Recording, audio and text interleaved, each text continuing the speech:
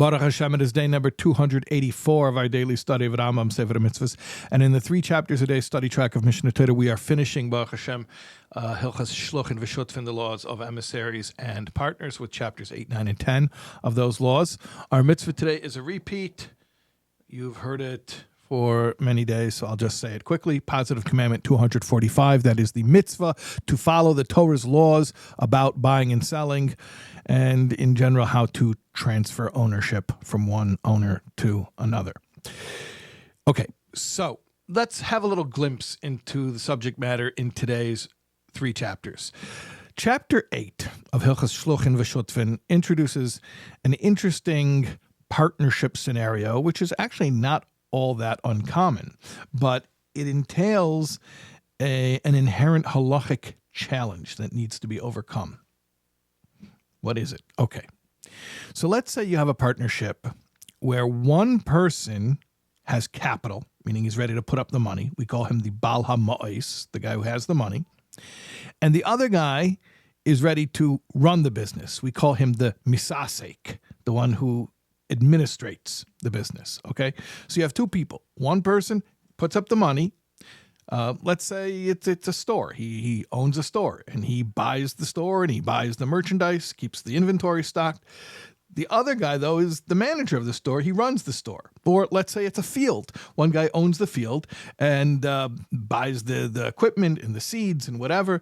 But the other guy knows how to farm and he actually does the farming and he reaps the harvest and sells it. Okay.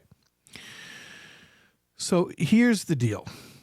It's fine if they want to make this partnership, but now they make profits and they want to split those profits. And let's say they want to split it 50-50. I mean, they can make whatever arrangement they want, but let's say they split it 50-50. The Bal HaMois, the guy who invested the capital, what's he getting paid for? He's getting paid for giving money to the other guy when he didn't have money.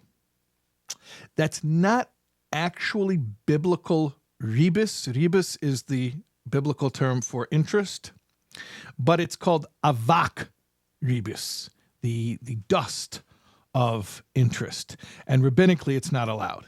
In other words, one guy's putting up money and not doing anything, and then when the profits come in, he gets half of the profits. So it's not an actual biblical prohibition. A biblical prohibition would be where literally one guy is giving another guy the money and saying, and now pay me interest for having had that money.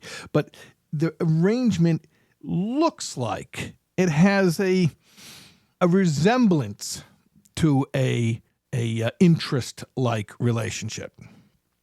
And in order to avoid even that, the sages say that in such a partnership, the Bal HaMois, the one who has the money, has to pay the Misasek, the administrator of the business, a wage. He has to be getting paid a wage. Now, it can be a nominal wage. It can be like minimum wage, like we would call it in America. But it has to be something to offset the fact that he's the one who's doing the work and the other one is just putting up the money. And then they can divvy up the profits however they like. Okay, it's an interesting insight. That brings us to the end of Hilchas Shluchin V'Shutfin. We are continuing still in Sefer Kinyan, the Book of Acquisitions. We will see you for more tomorrow, God willing.